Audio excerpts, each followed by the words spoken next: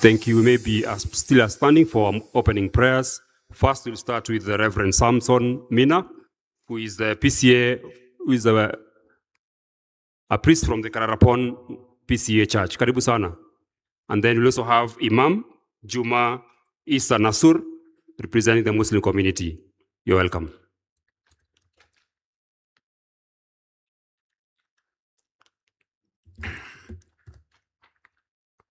I take this opportunity to greet you all. Good morning. I'm glad to be with you so that we can invite God as we start this very, very great function today. I've been here before. As it was mentioned, my name is Samson from PCA Gong Hills, where I serve in a parish called Kirarapon.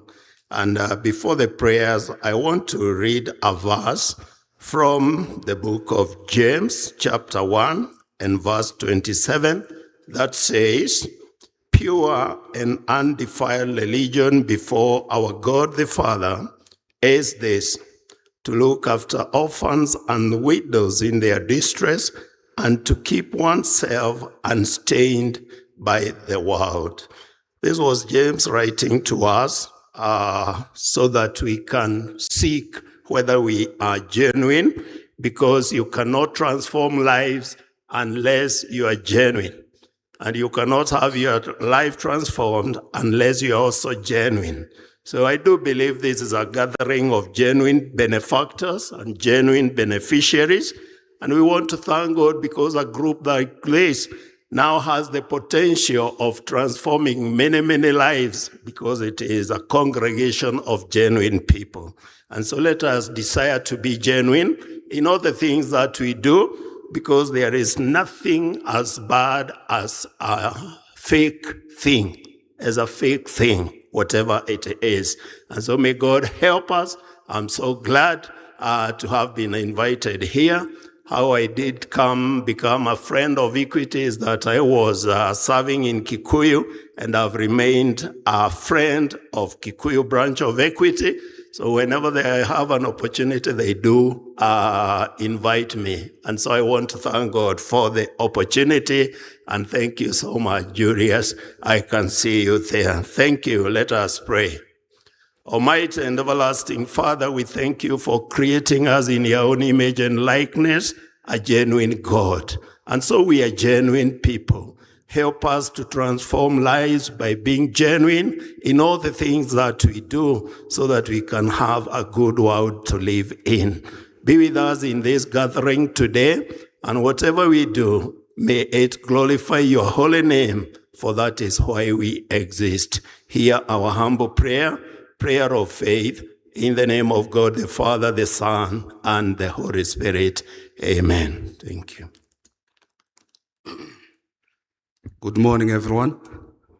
Hamjambo. Assalamu alaikum. Assalamu alaikum simply translates to peace and blessing of the Almighty be with you. Tuombe. Kwa jina la Mwenyezi Mungu, mwingi wa rehema, mwenye kurehemu. Shukrani zote tunakurejeshea Mwenyezi Mungu, mwingi wa rehema, mwenye kurehemu. Wewe tu ndiye tunayekuabudu, na wewe tu ndiye tunayekuomba msaada. Tuongoze katika njia iliyonyooka, njia iliyo sawa, njia ya wale ambao kwamba umeneemesha juu yao, sio ya wale ambao kwamba umewakasirikia, wala ya wale ambao kwamba wamepotea. Mwenyezi Mungu, tunakuomba baraka zako, amani yako, utulivu wako katika kikao chetu kama hichi cha leo Mwenyezi Mungu, kwani hakuna mwenye uwezo isipokuwa wewe.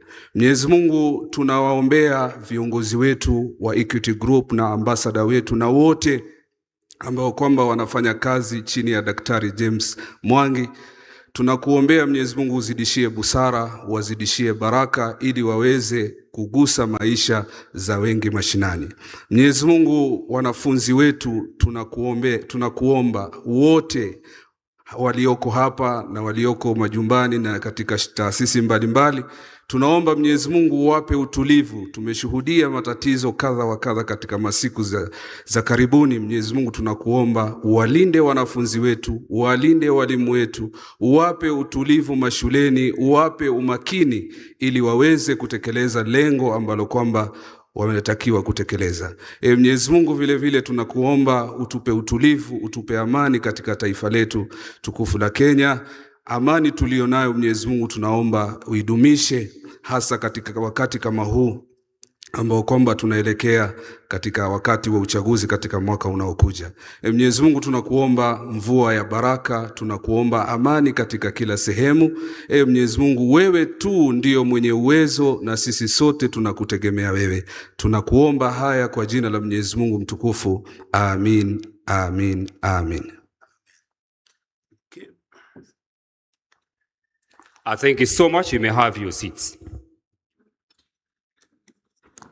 At this juncture, I want to give this opportunity to the Alliance Girls High School Deputy Principal, Madam Faith Njuguna, to officially welcome us to this venue. Karibu sana.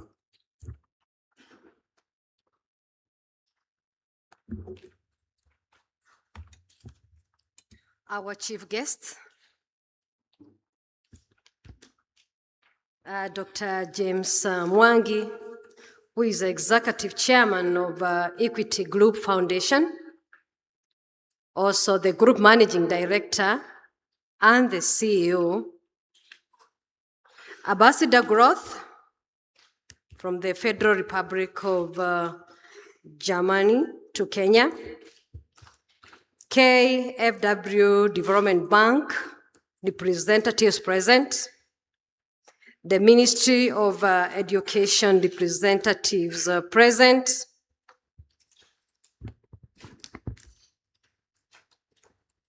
Wings to Fly partners, other esteemed guests, Equity Group leadership and staff, the chaperones and the scorers, those here at Alliance Girls High School, those at Dadaab and Kakuma Kogles Centers, ladies and gentlemen, good morning. Good morning. My name is Mrs. Faith Njuguna. I'm the Deputy Principal in charge of administration at Alliance Girls High School. And on behalf of our Chief Principal, Mrs. Margaret Jeru, who is not within the country today, I take this humble opportunity to welcome our dear guests, our esteemed scholars to the great Alliance Girls High School. This being our 17th Kogles that we are hosting here, we are also delighted to share greetings and warm regards from our Chief Principal and our Chair of the Board of Management, Engineer Joseph Bogwa, who was with us here early in the morning but had to leave for another engagement.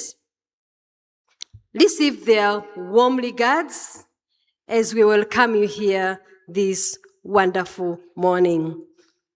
With me, I'm also with the Deputy in charge of academics, Dr. Cecilia Irungu, whom I request to stand and wave at our guests.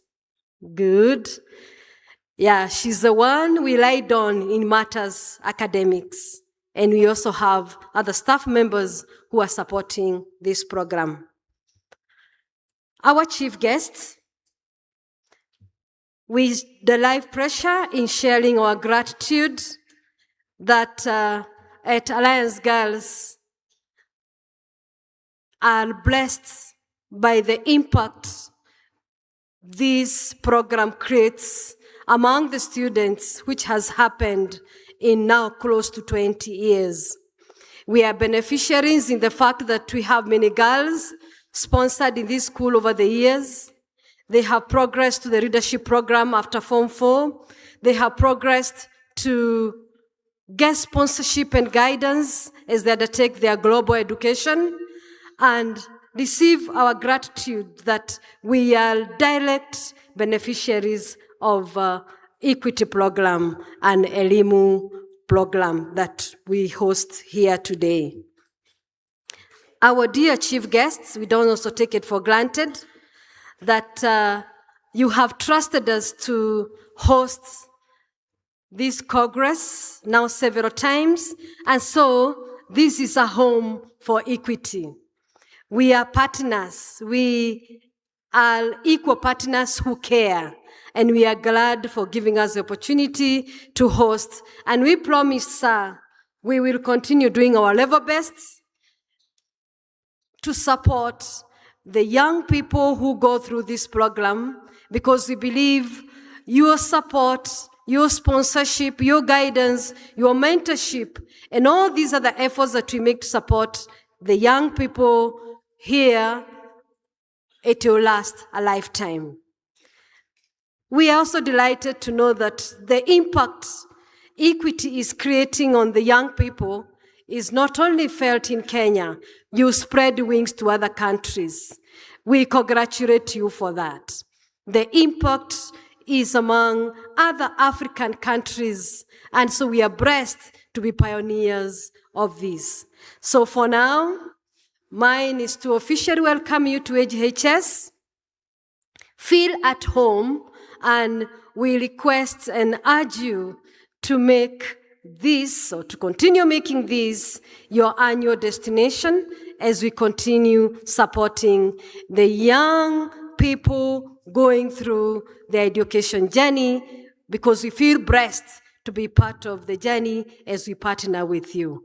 Welcome to AGHS.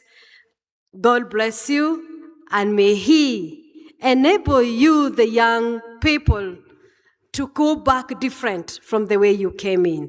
Thank you.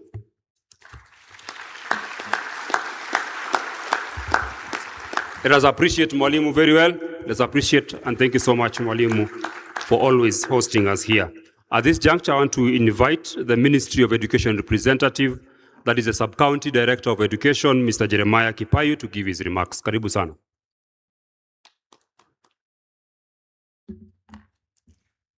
Thank you. The chief guest, Dr. James Mwangi, the Equity Group Foundation Executive Chairman, and also the Group Managing Director and CEO, Equity Group Holdings, Ambassador Growth from the Federal Republic of Germany to Kenya, other Wings to Fly partners present, the chaperons and scholars.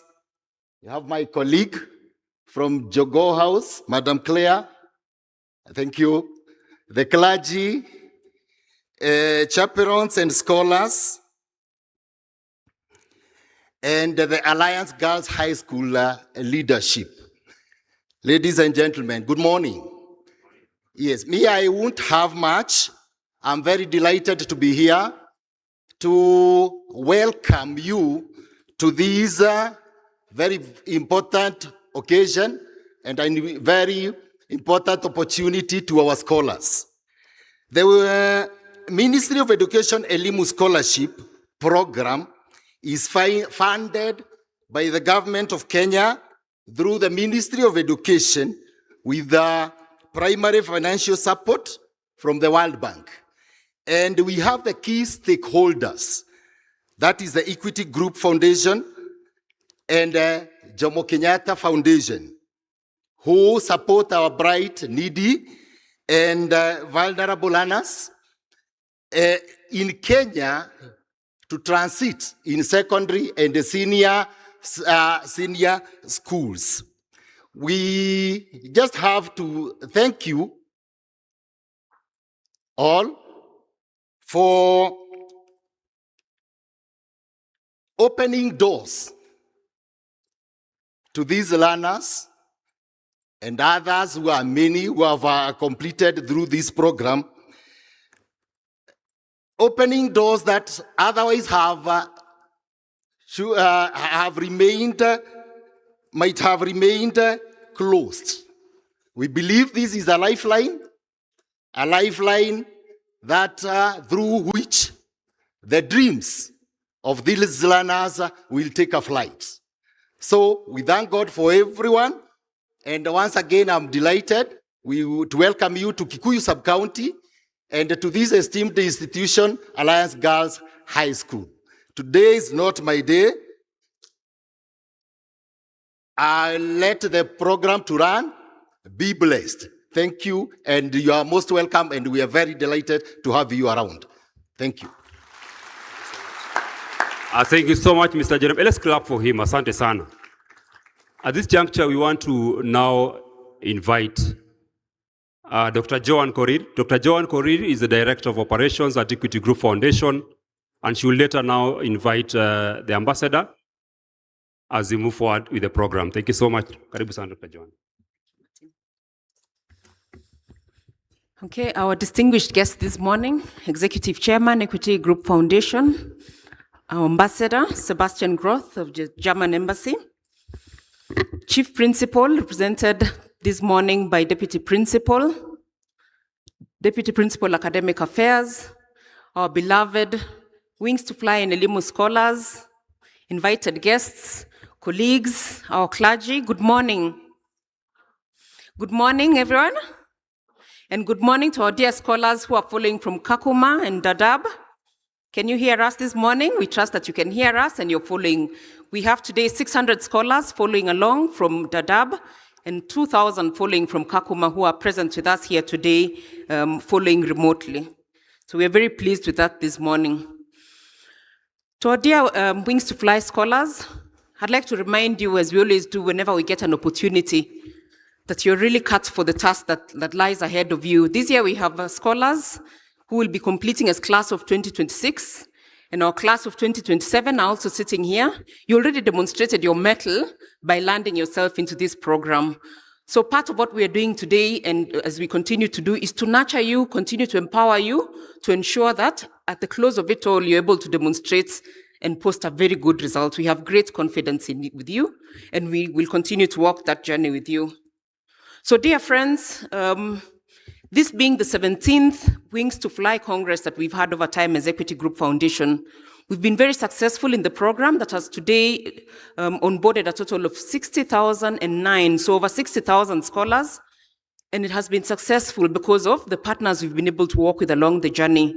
And we know the various partners that we've worked with. We've worked with the MasterCard Foundation, we've worked with KFW, we've worked with the Ministry of Education, and other individual partners within the program. So for us, it gives us great honor and privilege to be able to continue to track the positive outcomes that come from this program. And with that, I'd like to then invite with great honor and humility our German ambassador, who's with us this morning to share his remarks. Thank you very much.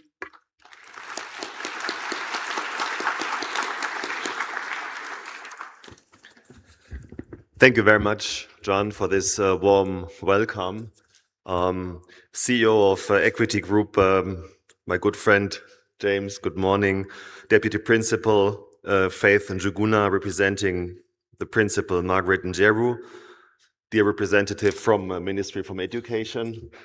And my priority is to greet you, the scholars. You are in the center of this day. And the center of this program, and I greet you, and I greet also the scholars that are with us in Dadaab and Kakuma. I visited both camps, and I know that it's not at all easy to be there, somehow stuck in a situation of migration, forced migration in the most cases, coming from countries like Somalia, Sudan, Southern Sudan, Ethiopia. So I really have a lot of respect for you, and I wish you all the best also for your scholarship in Dadaab and Kakuma, but also here. So I'm very happy to be here to represent the German government. Germany is partnering with Equity Foundation in this program since 2013, and I think it is one of the most successful colorful and joyful development cooperation programs that we have. And each of you is a testimony to the success of this program. And you can be very proud also to be part of this program, because it really has the potential to change your life, your personal life, but also the life of your community and the life of the whole nation of Kenya. You, and I think also Equity Foundation, all of us, we can be very, very proud of how far we have come also together today with more than 2,000 people here and our friends in Dadaab and Kakuma.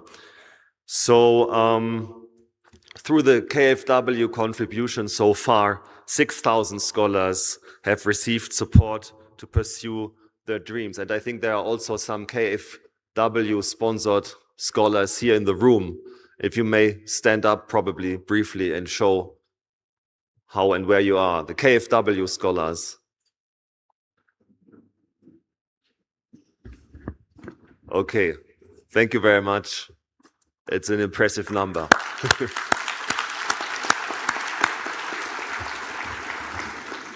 You can take your seats. Thank you very much.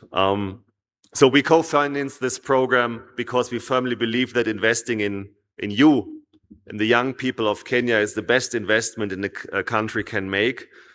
And it is an investment in the human potential that strengthens your own personality, but also your families, your communities, and the future of the country.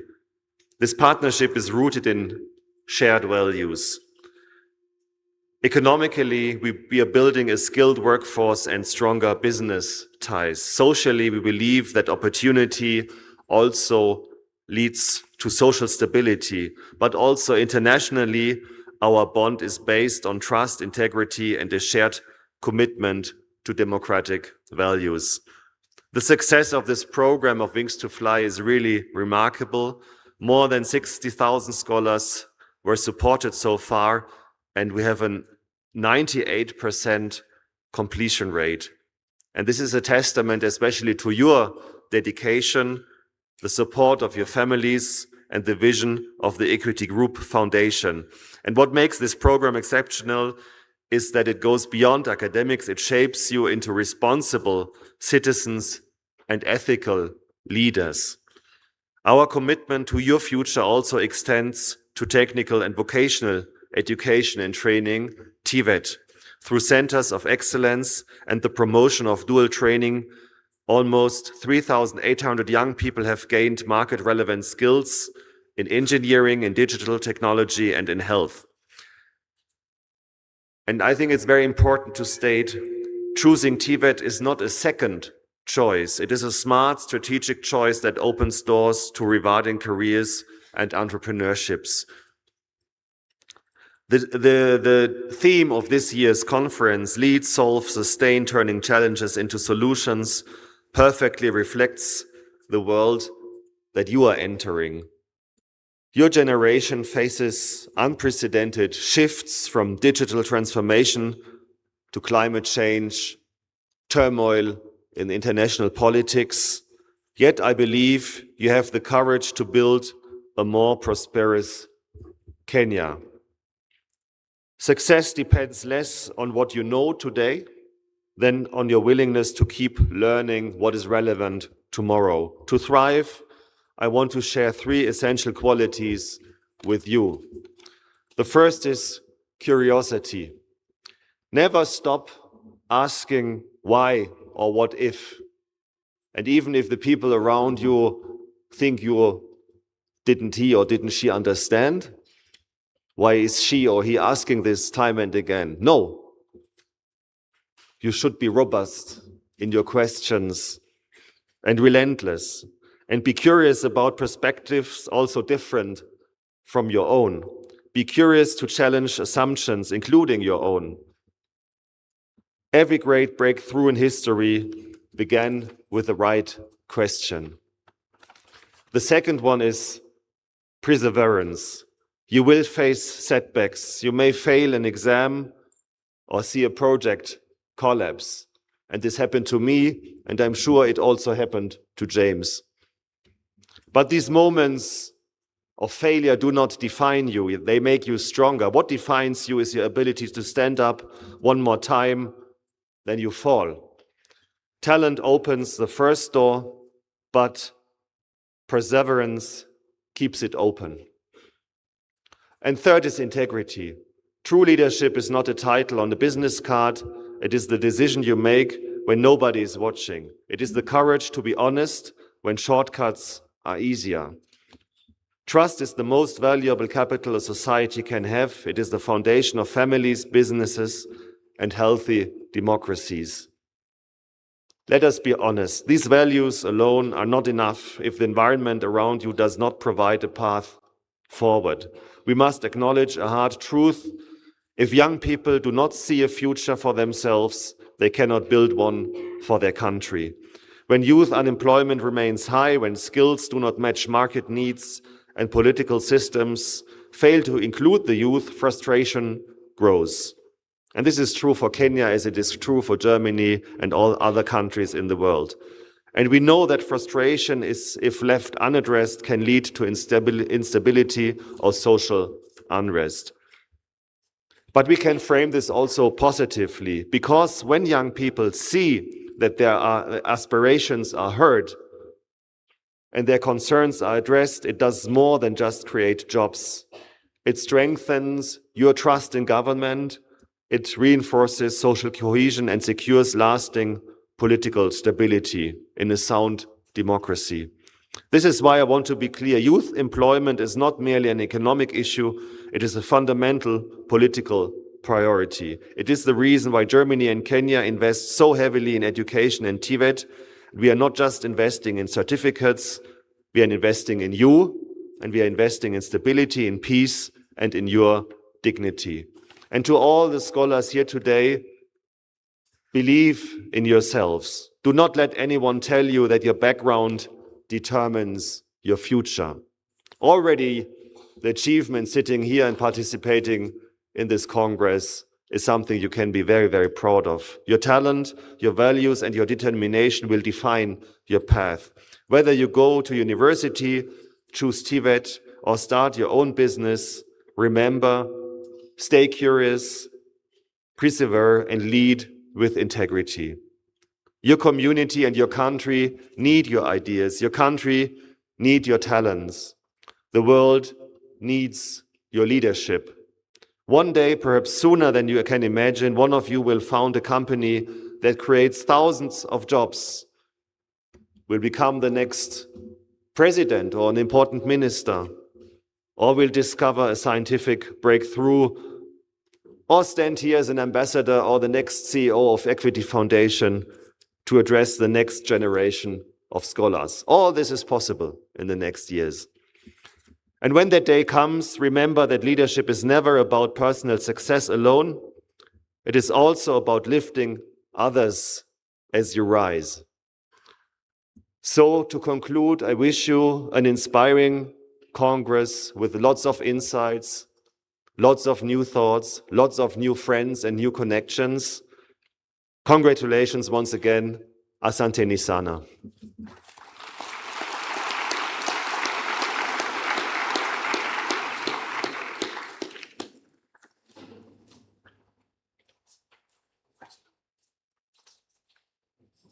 Yeah, thank you very much, Your Excellency, Ambassador Sebastian Groth, and we remain very grateful for the partnership that we've had over the years and continue to look forward to work together on many other initiatives as we've done. So, dear friends, partners, distinguished guests, it's with great honor then that I would like to invite Executive Chairman, Equity Group Foundation, Dr. Mwangi, to address us this morning. And we trust our scholars in Kakuma, Dadaab are still following us at this point. Thank you very much.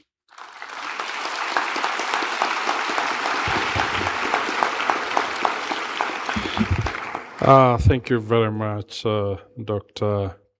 Joan, German Ambassador to Kenya, His Excellency Sebastian Groth, accompanied by the in charge of this program in the Embassy, Joy, Ngugi Joy, maybe you could wave. She's accompanying the ambassador. Our partners, the Ministry of Education, representing the government of Kenya. Our director, thank you very much. Our other partner, the Alliance Girls High School, who really have become our home, our host, represented by the two principal deputies, Faith Chuguna, who has just talked to us, and Cecilia Irongo. Cecilia, maybe you could wave. And of course, Equity Group Foundation and Equity Bank. And in front of you, we have the head of this of the education program, Hannah Kimani, and Dr. Joan, who manages the foundation.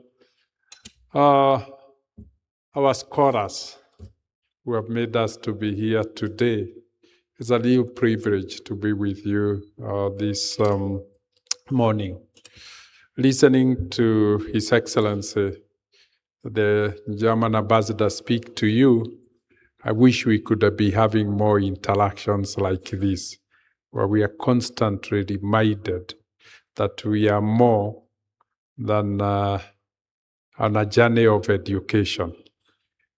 Education is not, it's a means to an end. And an end, he says, is really creating a human being who can be relied on, who is dependable, and who can be trusted with leadership. So it's really a journey of development. And education is one aspect of development. The other aspect is the character formation. Who do you truly become? But Ambassador was really humbled to remind them that all this leadership is with a goal in mind. The end is a goal. How will you use your life? The issue of essence in life. Earlier on, we talked about the equity anthem. And you can see what we have done is, lest we forget, we have codified our essence, our purpose, and our vision into an anthem, which we constantly remind ourselves. And so, Ambassador, as you spoke, I was wondering, how would we be able to codify that, lest we forget? Hearing is one thing, practicing is another thing. As I said, as we have used the anthem to ensure we constantly remind ourselves. And every function of equity, we start with the anthem, so that we don't miss reminding ourselves we are on a journey of changing lives, giving dignity, and helping our people to create wealth. That is the purpose of equity. And you can see it's very, very clear to us, and we remind ourselves every day. We remind ourselves every time we assemble in the morning. We remind ourselves why we are on this journey. If we play the anthem, you will not see us talking about the bank. Why? Because we know the bank is a tool of achieving our objective. So we focus on objective. And truly, if you look, we say, what will make us succeed is the values that we live. It's how we deliver to the people. And you can see we also give our customers agency and say, we'll give them, they are not customers, they are members. That is to give them agency to take responsibility of the transformation themselves, such that equity is an enabler. So school is an enabler to you. And that is what you should always remember. The institution you are in, Alliance, which is hosting us today, is an enabler to achieving our objective. And so at a personal level, each of us, the challenge I had is, let's have our dream. You can call it your vision, you can call it your dream, but that should be very clear. And every morning, you remind yourself, I'm on this mission.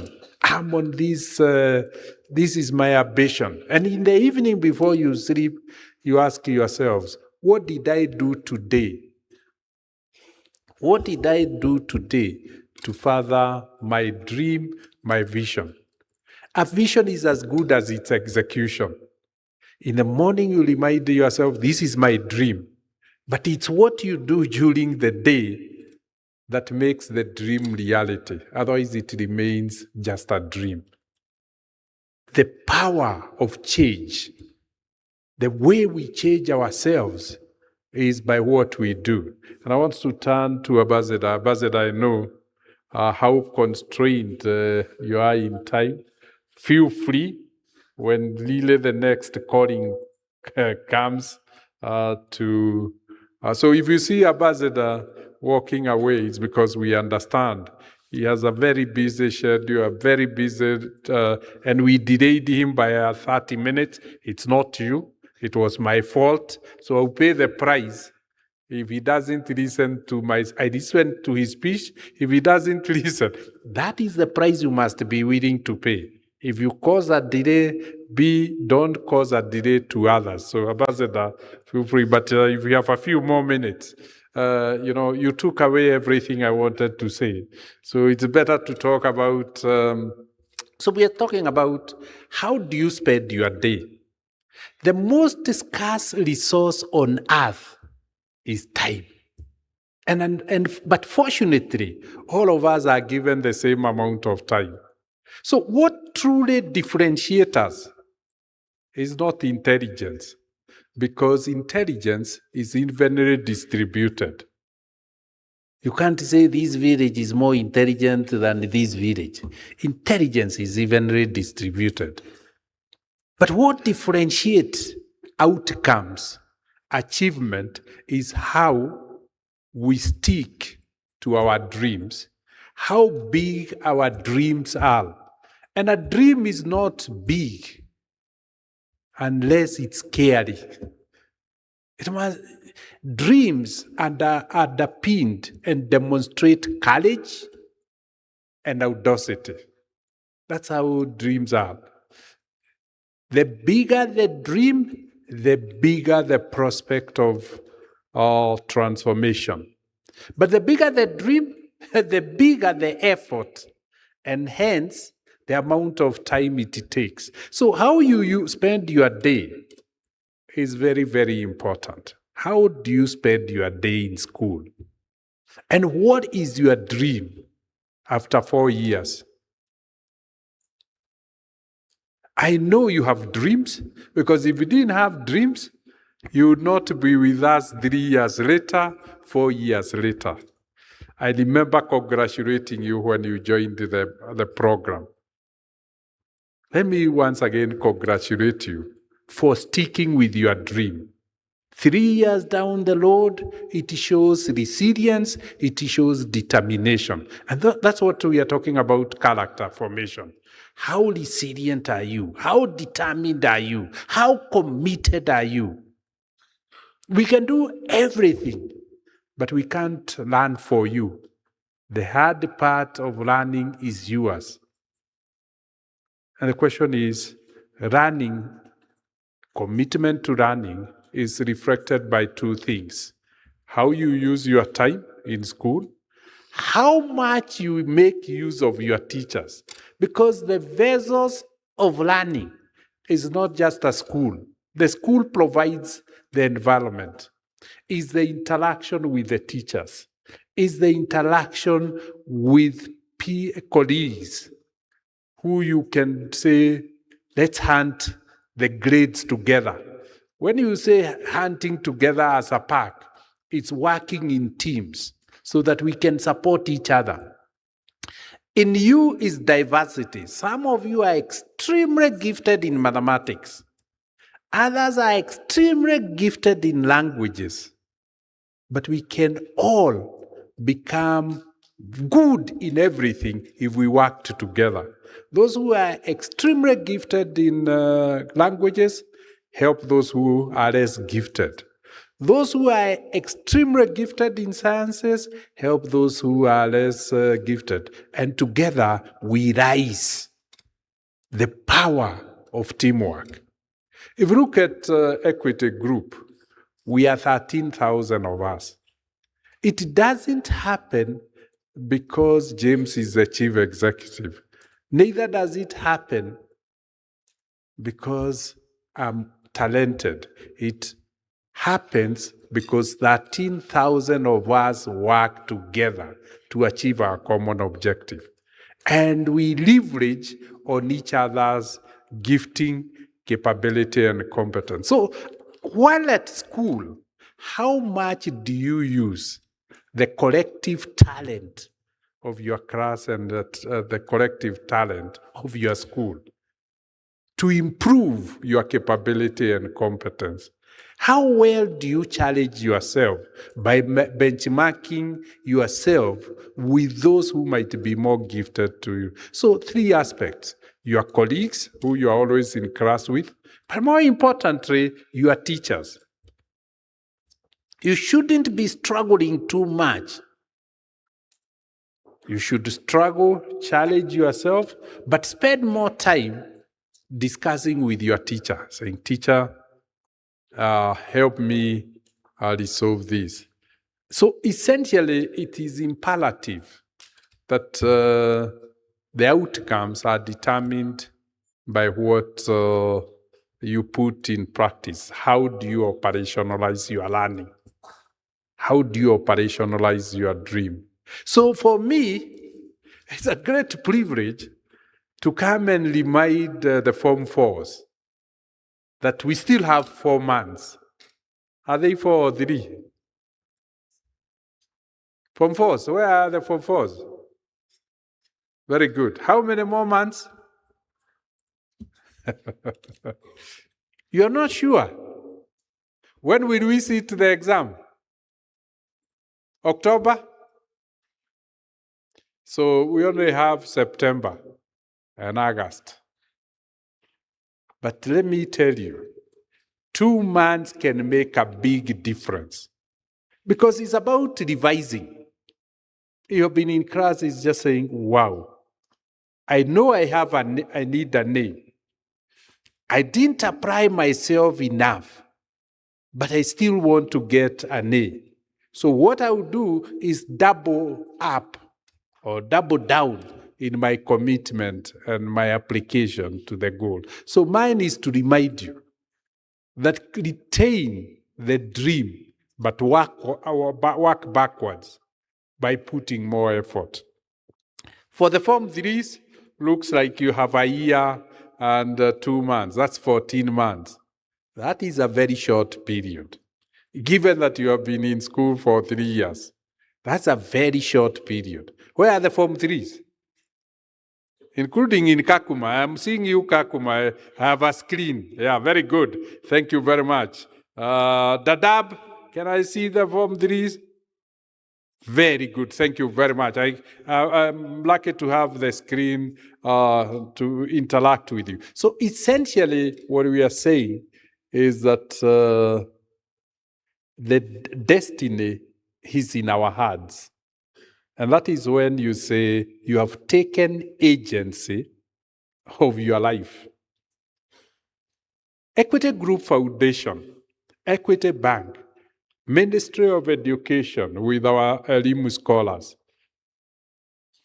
KFW with our Wings to Fly scholars. The best we could do is to give you an opportunity. That's all that we could do. And the question is, what did you do with the opportunity?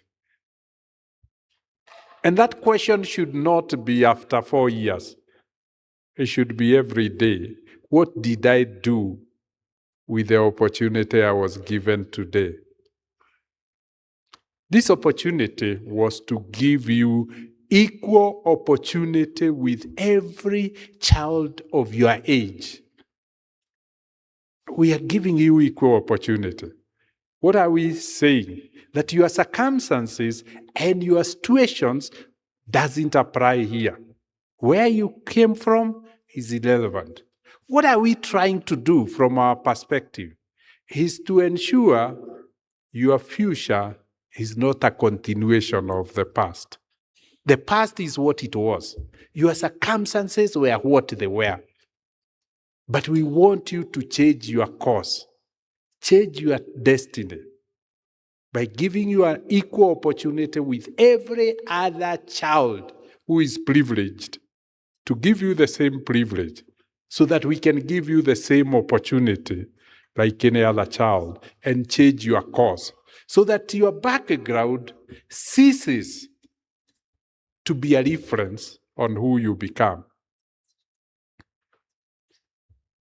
It's the opportunity that becomes the reference. And then you say, I was given this opportunity. I optimized on this opportunity. And when you optimize on an opportunity, you never regret because it becomes a reference. But if you don't use that opportunity to change your course, to change your destiny, to change your future, then you say, I was given an opportunity. I didn't use it well. I fell back to where I had been taken away from. That should be something you fear. You should really fear that because it means you live a life of regret. And unfortunately, that future is being built under at the present time by only 4 years. 4 years with science and technology, scholars, I expect you to live an average of 120 years old, 20 years. And 4 years, he's determining how the other 108 years will be.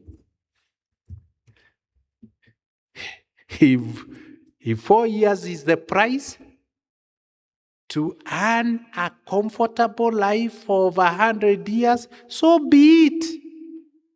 What a small price. What a small price.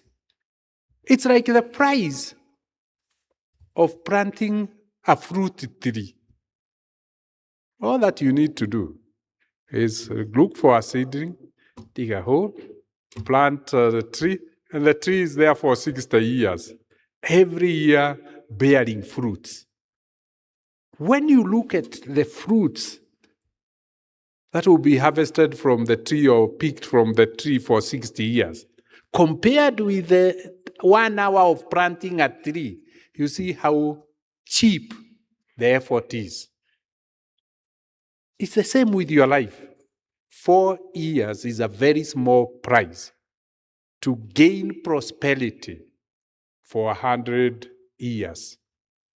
And that's really what I came to remind you. If you are not putting enough effort, please put in more effort. And put double the effort because time, we have cut, for the Form 3s, you have cut slightly over half of the tape. For the Form 4s, I think you have cut slightly over 3/4 of the tape. You're only left with 1/4 of the tape. So the question is, how do you use that remaining 2 months? How can you apply yourself? But because you have been attending classes throughout, it's not like studying all over again. It's revising. That's all that we are saying. It's revising. It's applying yourself very hard in revision.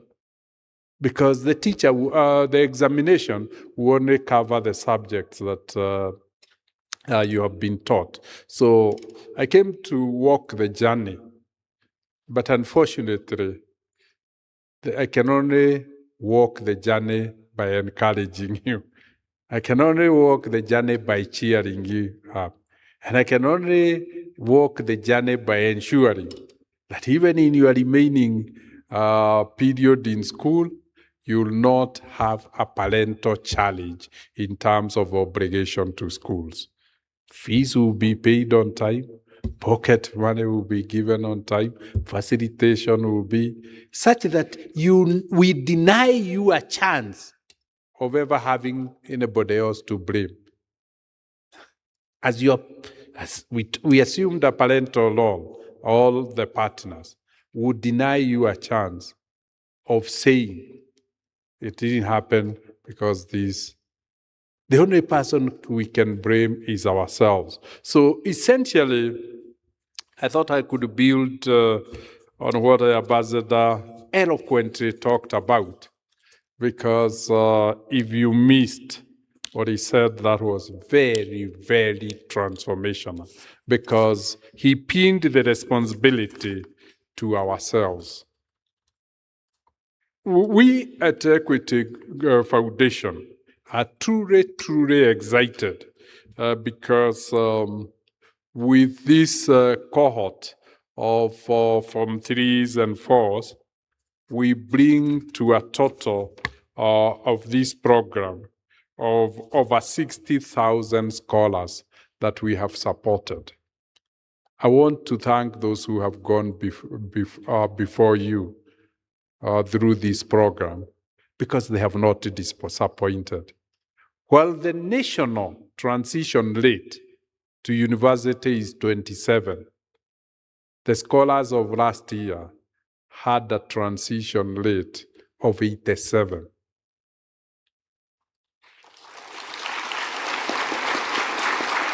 It's incredible. I'm glad you recognize how inspired we are by such a score. How many 27s do you have in 87? Huh? Yeah. Lovely. 3. What does it mean? It means that this program is 3 times more productive and effective and efficient in resource utilization than a national system. You can only take pride. And I will not hesitate, because you have not disappointed. And when I celebrate the 87, I cry about the 13. Because no parent can love one child better than the other. And it refers to the biblical phrase where a shepherd left 99 sheep to go and look for the one that is missing. I want to speak to those who might be in the bracket of 13. That 87 demonstrates intelligence is evenly distributed. The difference between the 86 and 13 is personal effort. And I want to appeal to you to really not to change your remaining 100 years because of personal effort. And it's personal effort for a very short period, for a gain of 100 years. That's really my message to you, because I want to speak to those. We try everything because a child is a child, and we have put a TVET program. But we should be going to TVET by choice, not because we didn't meet the grade of university. We should be doing it by choice. And so I want to appeal to you once again that the best we can give ourselves truly is apply ourselves. Dream big and know we have a short time, so we apply ourselves even harder to be able to get to. So you could imagine 60,009 scholars given equal opportunity, and 87% of that crossing River Jordan, and you are left in Misri. Why would you make such a choice? And it's within your ability. And I say confidently is within your ability. Because to qualify for this program, you proved by capability. We had a cutoff of 350 points for everybody, same exam, so you all scored it. So there's nobody who can say he's of a weaker capability. The only way somebody can say, I didn't work hard enough. It's not capability. It's not gifting. It's not competence. So, Kaidri, you are birds of the same feather. Same program, same grades. Kaidri flock together. And let's all transition. It has been 17 years of great fulfillment for me talking to scholars and saying, let's journey together. We have sustained this because of the much we have learned from you. That every child given an opportunity,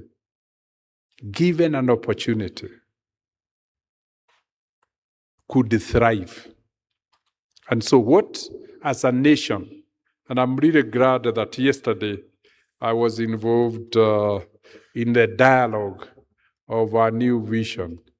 And Adrien, a 7-year-old, spoke before me.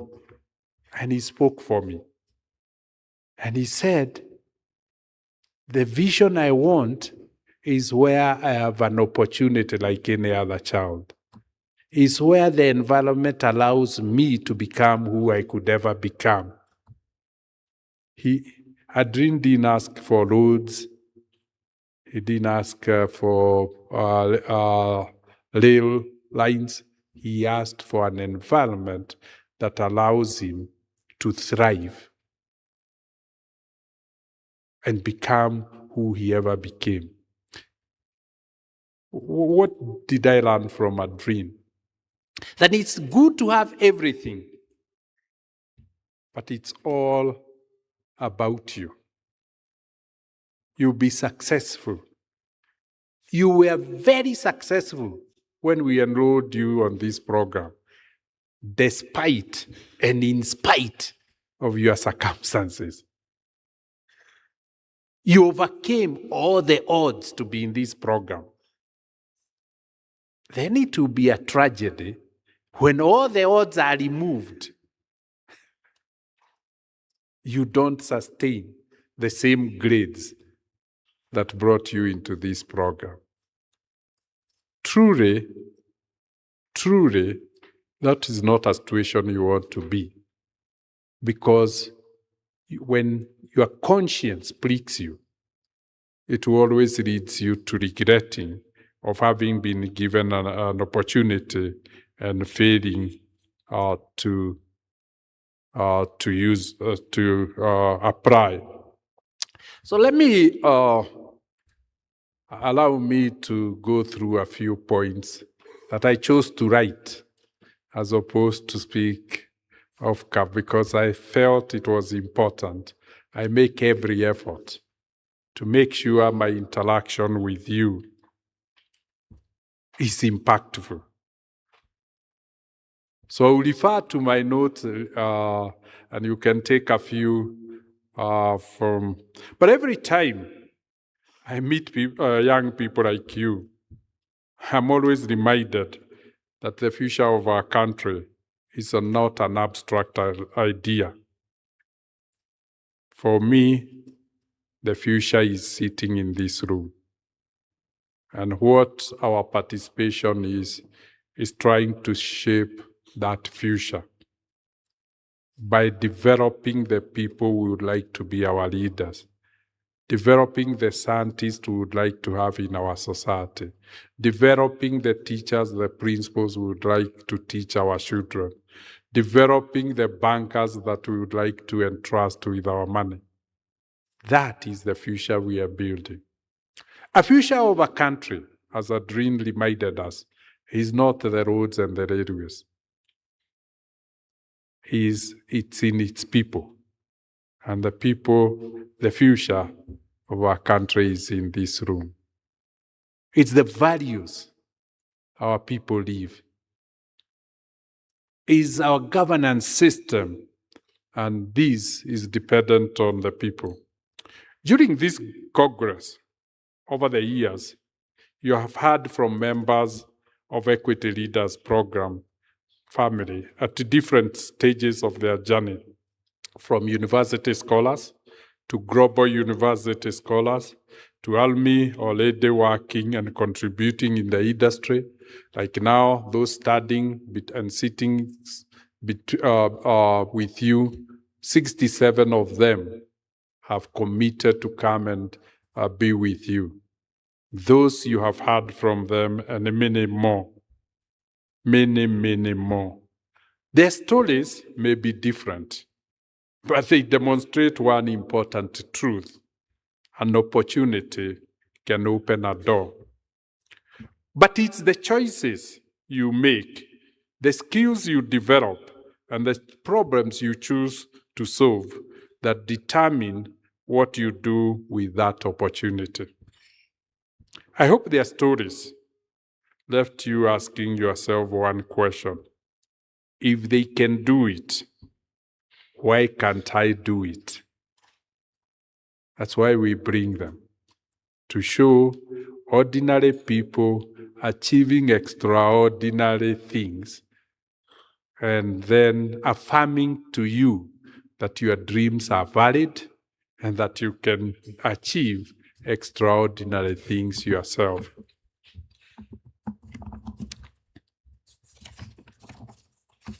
And for those who may not have heard the testimonials, I want you to ask yourself the same question. If others have done it, why should I not be able to do it? Each of you have the potential to write a story that inspires somebody else. Truly, being in this room, the 4 years, all that you have been doing is write your story.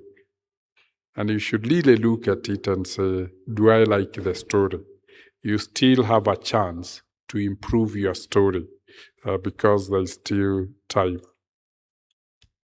That story begins with the choices you make today. We have talked, you have heard, the choices you make, given the remaining time, can really enhance the story. So this brings me to the theme of this Congress. Lead, solve, sustain, turning challenges into solutions. These are more than 3 words. They are mindset and a call for action. It's in the mind. It all begins in the mind. We are what we think we are.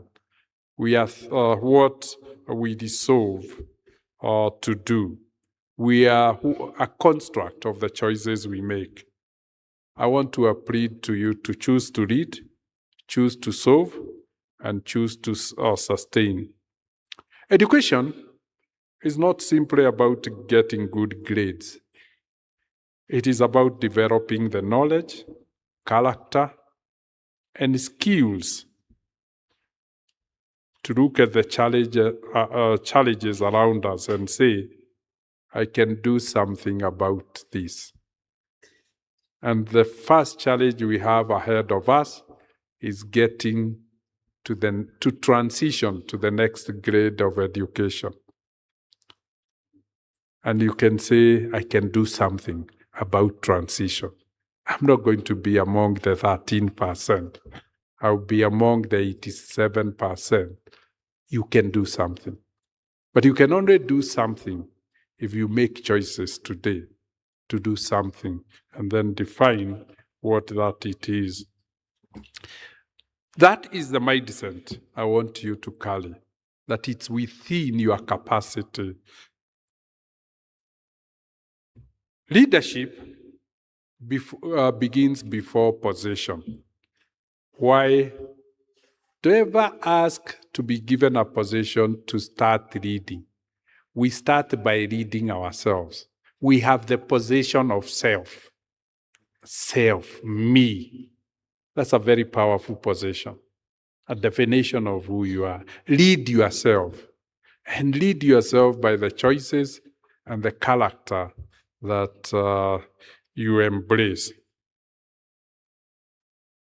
Leadership, as we have said, is not a title.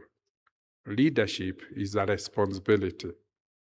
And today, the leadership is responsibility of transitioning. The responsibility of utilizing an opportunity you have been given. The responsibility of converting a scholarship into a transformation in terms of opportunities. Using a scholarship to open doors. And for you, you are very lucky. For the Form 4s, those who get an A and an A minus this year, January, I will not be calling you scholars. I will be calling you colleagues because you'll be interning in the bank. How many will choose to join me and become my colleagues? How many choose to be? Aha. Excellent. That's the choice we need to make. And you go home and say, you know what? James Mwangi is my colleague. We are working together. It's a choice. But there's a price of effort to be applied. So I want to invite you to join me in January. I know every term, I hope Dr. Joan and Hannah, you have not changed. We still give them 500 shillings pocket money. When you divide, a term starts from January to April. When you divide 500 by 4, you get what? 125 shillings. That's what we give you per month. Now, when you join me in January as a colleague, your internship allowance will be 50,000 shillings in a month.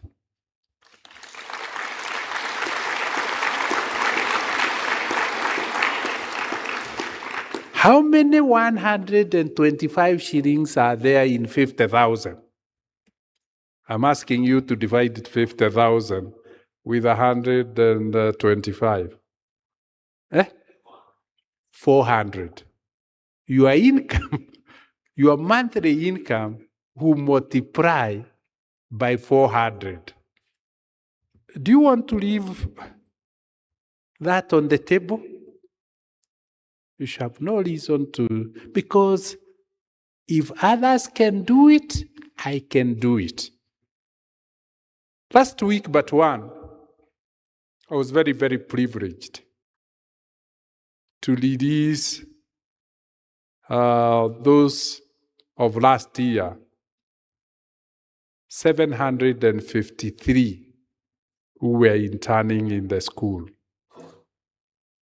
What I realized, the amount of money, I don't know, they were getting 6 months. You multiply 50,000 times 6, that is how much? 800,000. I realized that was not the real price. 300,000 for 6 months was not the real price. The real price was the transformation that I witnessed they have gone through. Like you, in November, as you finish your exams, you'll be in uniform. Come 1st January, you dress like me, in a suit and a tie. That shift from a student to an employee in a bank forces your mind to change and to behave like a banker, like an adult, and somebody serving customers. And I rarely see that level of transformation because of the mindset. It changes from a mindset of a student. It changes from a mindset of a child. It changes to a mindset of a banker. Now, maybe the highest amount we have ever made you to count at any point in time is 500. Now, when you come to the bank, the minimum will give you in a day to count for customers, either to receive deposit or to pay withdrawals, will be 3 million shillings. Eh?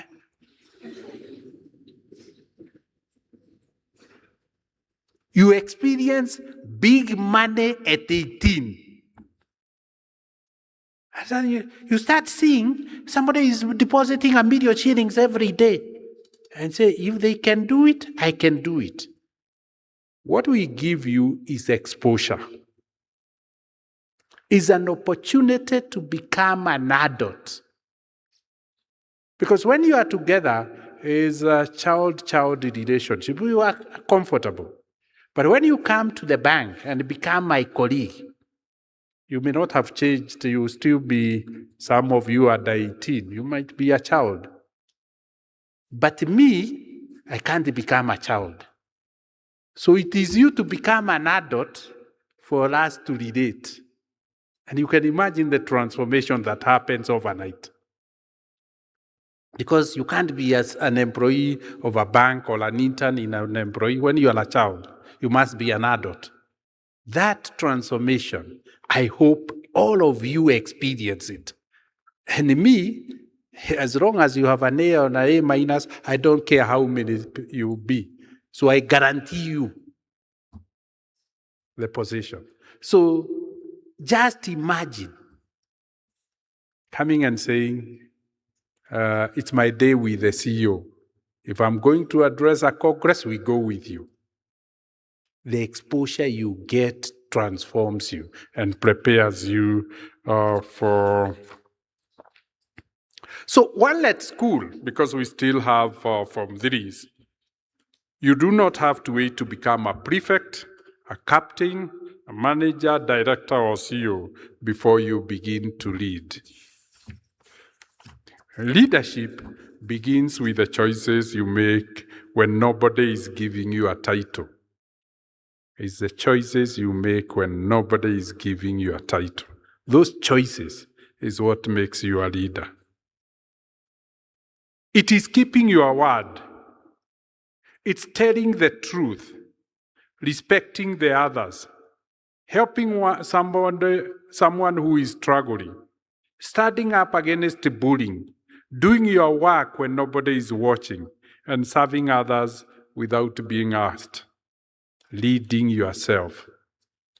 That is what leadership is all about. It's not a title. It's not a position. Now the Court Sharma calls it the leader without a title. Be the leader without a title. Leadership is character. Leadership is capability. Leadership is competence. Demonstrate them. Leadership is service. Serve others. And then you are a leader. Leadership is having the courage to say, this is not right, and I will do something about it. That is leadership. Saying this is not right, and I will do something about it. That doing something about it is what leadership is all about. It's action. Leadership is action, is decisioning, is choices. You can lead today in your classroom, your school, your family, and your community. The habits that will determine what kind of leader you become are being formed now in your formative years. Practice so that they shape the person you are.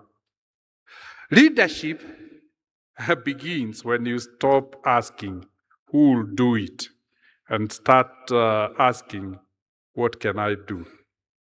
Who will do it and what can I do about it? That is when leadership begins. Let's go to solving. Become the generation that solves problems. We have a lot of problems in Africa. Our generation, unfortunately, has been saying, serikali saidia. I'm sure that phrase you all hear. That is our generation. You can't become that generation. You must be a generation that solves a problem. The word solve does not need another generation. The world does not need another generation that simply points to problem. It needs a generation that can solve them. That's the only way we can make the world better. And by solving, it's a generation of leaders. Everybody is a leader in their own light. Everywhere you look, there are challenges in education, in healthcare, agriculture, financial inclusion, climate, employment, technology, and access to opportunities. Those are the problems. If you look at us at Equity Bank, people would say Equity is a bank. But we realized we have helped Kenyans to build a lot of wealth. But an incident of risk, let's say fire or an accident, destroys everything people have built. We said we'll solve that problem. And we started Equity Insurance Group so that we can insure such risk. We realized we could do more. Yes, we have 24 million people, but Africa has 1.4 billion people. We said, how can we scale ourselves? And then we formed Equity Technology Group to enable us to scale what we do and do it efficiently and even at lower cost. You can see Equity has chosen to provide leadership. Equity realized that what is holding Africa back is investment in people. And we said we'll do investment in two areas. We'll do investment in education. We now talk of 60,000 secondary school scholarships. 33,000 are already at university under the Equity Leadership Program. 1,236 are in global universities. And see, you can solve a problem. A bank in education at that scale. Then we said, we also see our scholars occasionally getting sick. We see our customers getting sick. We will not lament about the problem. Why don't we solve the problem? Then we realized of all the scholars who have got 33,000 who have gone to university, 1,800 have done medicine. I said, wow, why don't we use them to solve the problem of health? Today, we have 156 health centers. We are solving a problem. You recognize, look at it. Who could have thought a bank could own health centers? But you can see we have the most affordable, highest quality, most accessible health system in the country. We have health centers in every county in this country. So it's the mindset of solving problems. And then we said, there are some households that are really low income. Why don't we aggregate partners? And today I'm glad to say we have been processing social payments to 6.8 million households. You can do many things. You can do very, very many things if you choose to solve problems. The degree you do doesn't determine which problems you can solve. You can see bankers solving health, solving education, and then saying, we have invested so much in the future through young people. What do we do to their talent? And then we said, why don't we focus on agriculture? Because most of talents are in agriculture. Why don't we focus on small businesses? Because that's where most talents are. And you see, 72% of our loans are now in small businesses. You are solving a problem.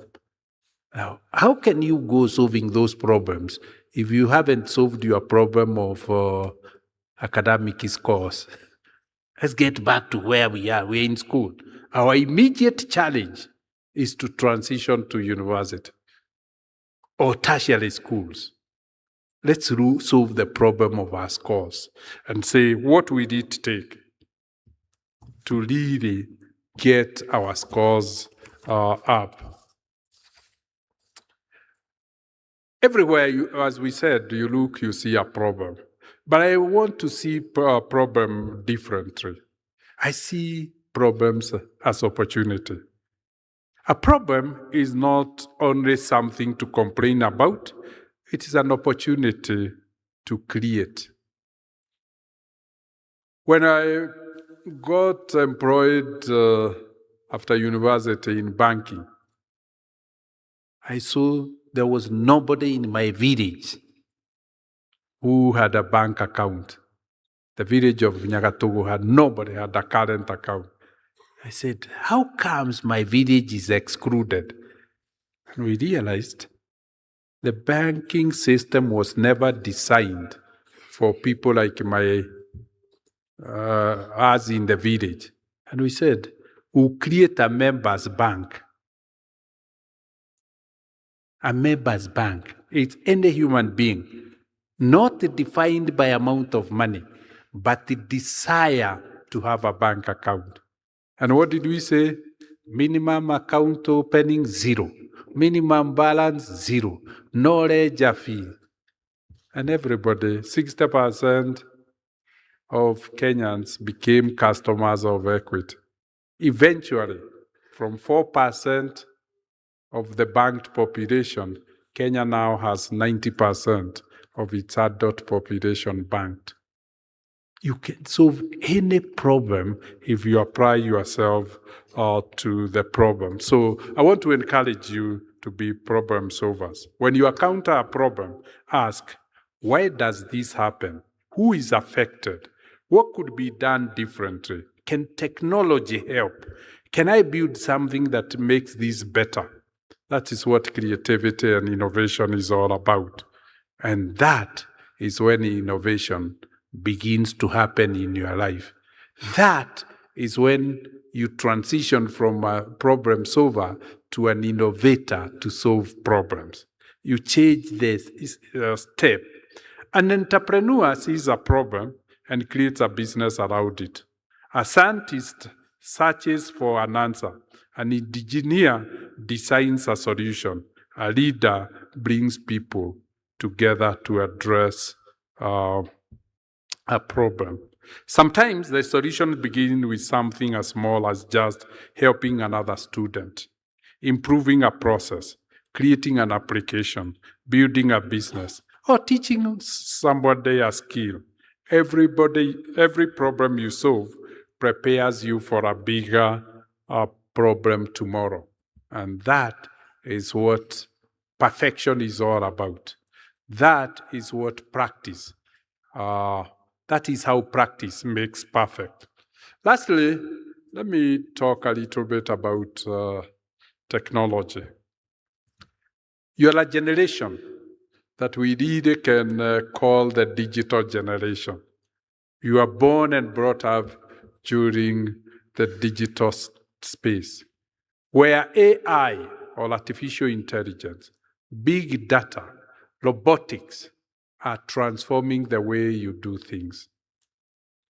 Your education is not preparing you to be James Mwangi. It's preparing you to be a different who is AI increases the productivity of labor maybe eightfold. It doesn't matter how intelligent you are. If you are not using technology, then somebody at a lower level of intelligence beats you because of leveraging on technology. So don't ignore. And as such, you choose the careers going forward. We kindly ask you to look at technology. As you finish school, we'll open it to you to start interacting with technology. We have signed up a program called The Code. It's coding course, where we have 600,000 courses that we have opened up to all our scholars. Why? Because we have realized education alone is not sufficient. We need to equip you with technology skill. The world of work is changing and changing rapidly. Artificial intelligence, automation, robotics, data science, biotechnology, digital technologies are transforming almost every industry. Some of the jobs you do in the future may not exist today, while many existing jobs will look very different by the time you enter the workforce. So the question remains, is not whether about technology will change your future.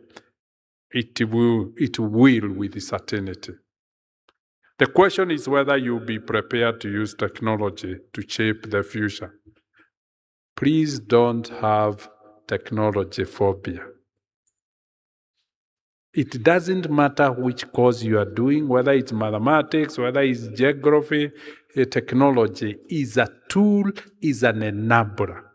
The way schools are enablers of a learning environment, technology will be an enabler of everything we do. Learn how artificial intelligence works, develop digital and data skills, learn to use technology to research, create and solve problems. Learn to code if you can. And the best tool to use is the mobile phone. We're not asking you to buy a laptop.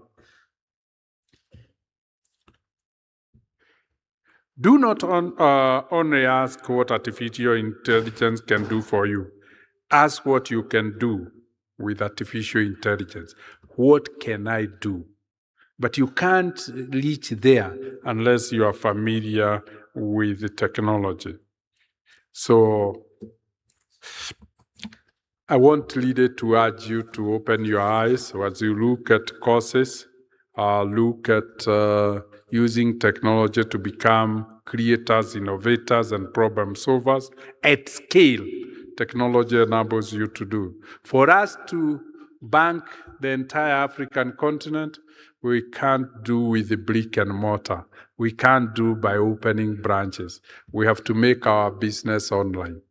We have to really use technology, apps and others, platforms, infrastructure to be able to do it. Let me close by saying sustain. Who, as we said, you joined this program because you had outstanding scores. As we close this program, please sustain and improve the score. It's not enough to lead. It's not enough to solve one problem. The question is whether the solution will continue after you are done. Great leaders do not create success. They create lasting impact. It's how do you sustain into perpetuate forever? You become consistent. People can say you are reliable, you are dependable. When you leave school, leave it better than you found it. When you build a business, create value for others. When you become successful, create opportunities for others. When you acquire knowledge, kindly share it. That is what sustains. And when you receive an opportunity, remember that someone helped create that opportunity for you. One day, it will be a responsibility to create opportunities for others. And that is what we have been talking to you about, giving back. Success is measured not only by what you achieve, but by what continues because you lived. I repeat, success is measured not only by what you achieve, but also what continues because you lived. Your opportunity comes with responsibility. Many of you in this room have received an opportunity through Wings to Fly or the RIM Scholarship Program. Never take that opportunity for granted. Somebody saw potential in you. Somebody believed that your circumstances should not determine your future. They did something and you got the scholarship. And here you are. The question is, what will you do with the scholarship? But remember this, a scholarship can open a door. It cannot walk through the door for you. It only opens the door. It's for you to walk through the door. Will you walk the door of transition to the next opportunity of being a colleague of James Mwangi in the bank in January? To get to university, the next door.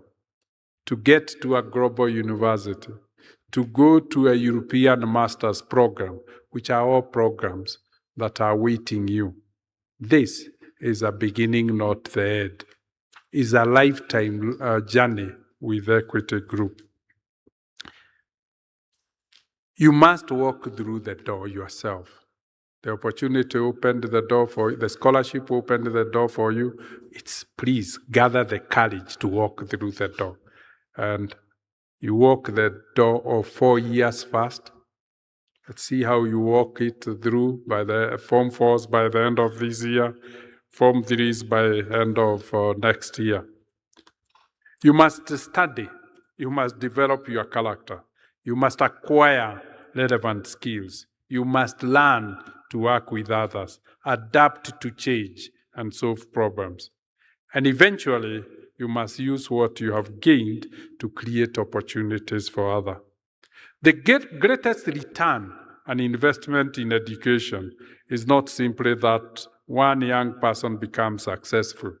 It is when that young person becomes successful and uses that success to lift others. And that is how we shall transform the continent. We are not transforming an individual. We are transforming a leader who transforms opportunities for others. We are lifting our continent. This is eventually a leadership program for people who will transform our continent.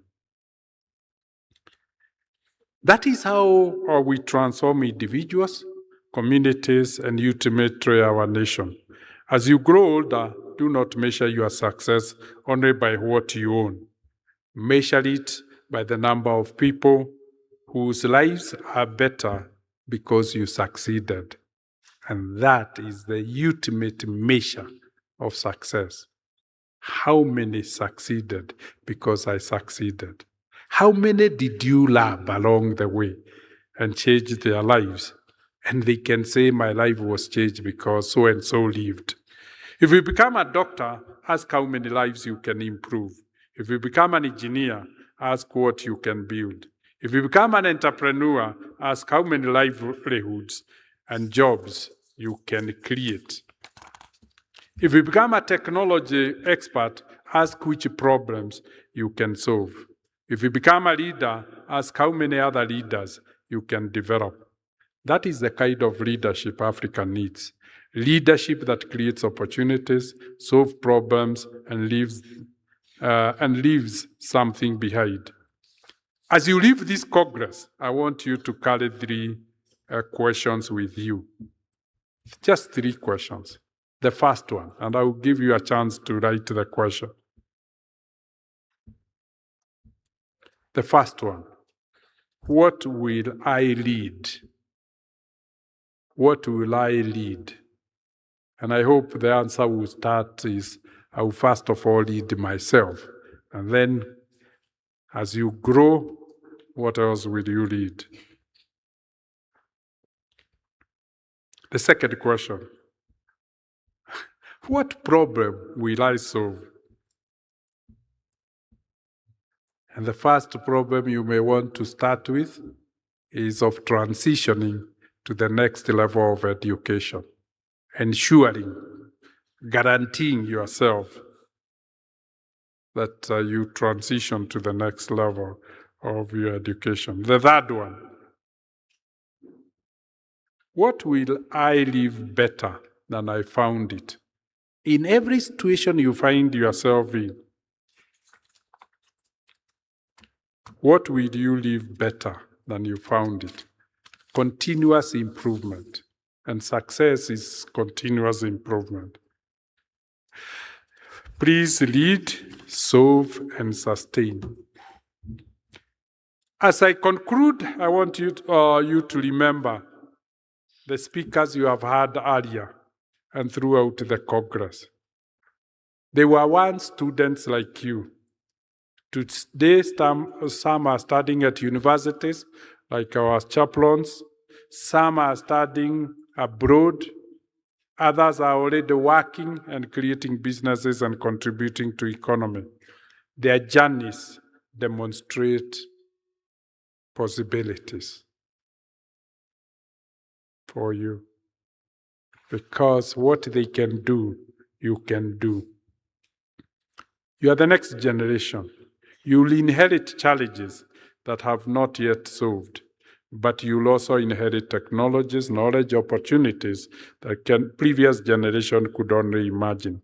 So do not be afraid of the future, because tools of solving problems in the future continue to improve. So prepare for it. Learn continuously, embrace technology, develop skills that will remain valuable as the world changes. Think critically, think problem solving, create experiments, collaborate, and remain grounded in integrity, humility, and ethical life. When you see a problem, do not simply ask who is responsible. Always ask, what can I do about it? Always ask, what can I do about this problem? When you see an opportunity, do not ask, what can you gain? Ask, who else can benefit? And when you achieve success, do not close the door behind you. Open it for someone else. I want you to leave this Congress with 3 commitments. 1, let's write the commitments. Number 1, I will lead with integrity. And remember, leadership starts with yourself.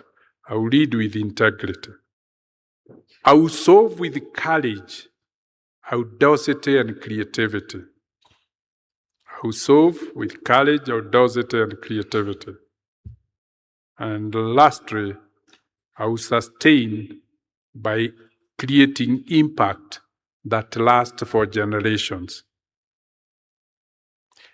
If we live and implement these commitments, years from now, people may not remember every examination you passed or every award you received, but they will remember your character. They will remember your contribution. They will remember the people you helped. And they will remember the problems you solved. Scholars of Wings to Fly and Erimu, go and lead, go and solve, go and sustain, and build a future that is better than the one you inherited. May God bless you. Thank you very much.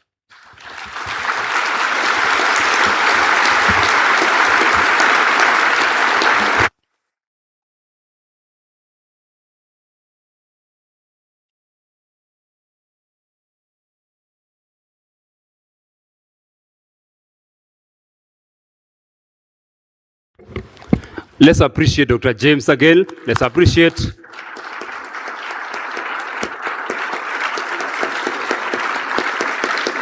Thank you so much. So we want to give this chance to the scholars to ask a few questions. But then we are starting with the guys who are in Dadaab. So they can ask one question. After that, we'll go to Kakuma female team. And then after that, we go to the Kakuma male team. Then finally, we take a question from Nairobi. So Dadaab team, I hope you're ready. John, I know you're coordinating from that end.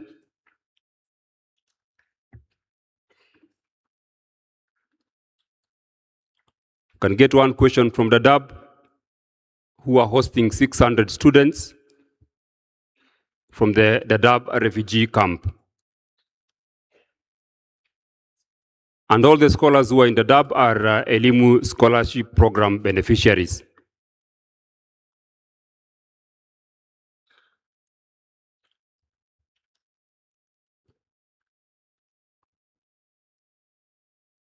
Right. You can see them setting up.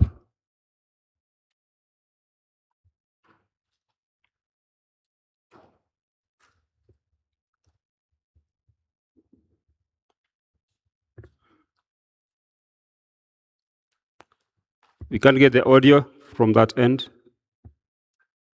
Yeah. John, please unmute. Please unmute. Then she can start off.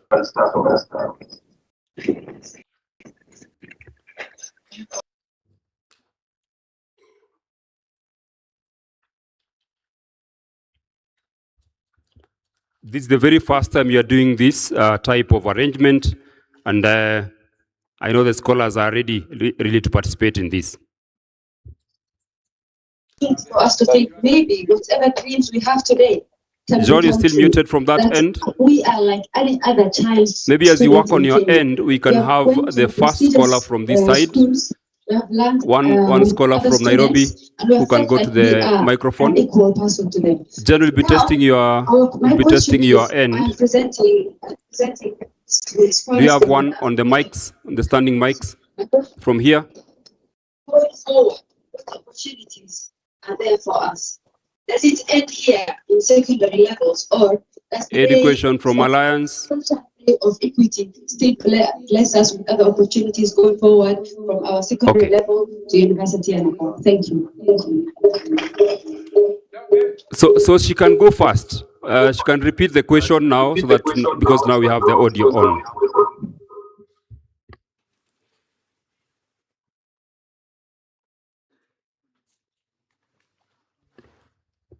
John, please prepare your team.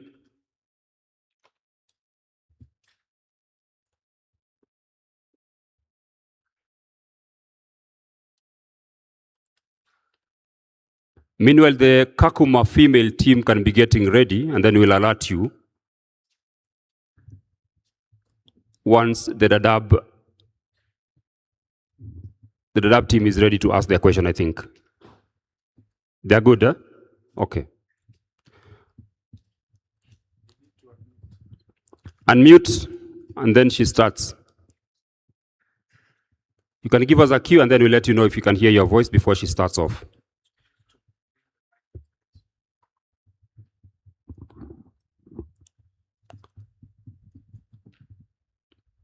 My question was, representing scholars from the Dadaab secondary, from the Dadaab branch, I want to ask you, does the ray of sunshine that Equity Group Foundation and its partners blessed with us, does it end here in secondary levels, in those 4 years that you have provided us with financial support, emotional support, and mental support?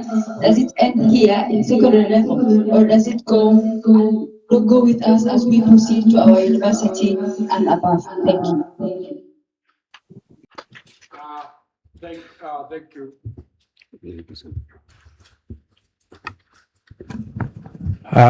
Thank you very much for an excellent question. As I said, our relationship is a lifelong relationship. It doesn't end with the secondary scholarship. As I explained, the next phase immediately after the secondary education is university education. We want each of you to transition to university. And we have two options for university. There is an option of national universities, like myself, I went to Nairobi University. Dr. John, you went to? I went to University of Alberta in Canada and then University of Nairobi. So you can see, so we want to send more and more to join the 1,236 that we have globally. The second aspect of it, other than university education, is for the 13% who may not make it to university based on past record, not the future, because everybody raised their hands. We have a TVET program, and KfW, the German government, has been very generous in helping us to do that program so that we can get TVET courses.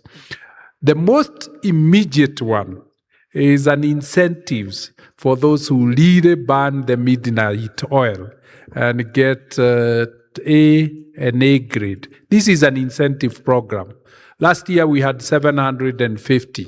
You join the bank immediately in January for 6 months and you earn 50,000 shillings per month, 600,000 shillings in 6 months to prepare you to go to university. After university, you can join us. One, if you become an entrepreneur, we can help you start a business, like we have helped the medical doctors to start 156 hospitals. You can start your own business and we fund you through the bank loan programs. If you want to work with Equity Bank, you can join the 13,000 of us who work in Equity Bank. But you can also graduate to the rest of the industry, and we remain a network. The only constant thing is that, as you said, today we are being called Wings to Fly Elimu Scholars. The next level will be called Equity Leadership Scholars. After that, we might be called Equity Global Scholars. After that, we might be Equity Afia Doctors, Equity Pharmacist, and on and on and on. So it's a journey, or you may become a real customer of Equity and a member. So it's a diverse journey based on where the choices you make leads you, will work with you. Thank you very much for such an excellent question. All right, thank you so much. We can go to the next team, and the team is Kakuma Male. The Kakuma Male team, you can be ready. Those who are housed at the institution on that side.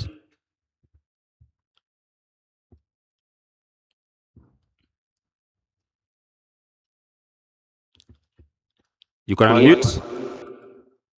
Good. Our chief guest, Dr. James Mwangi, Ministry of Education, Ambassador UNHCR, the Equity Group Foundation, fellow scholars, ladies and gentlemen, good morning. Good morning once again. I, by the name James Gumwel, I'm from South Sudan, a Form 3 scholar from Lodo Boys, a school from this county, and we are proud of it. Permit me, Dr. to ask you a question, and my question goes like this. You have sustained this organization for 40 plus years.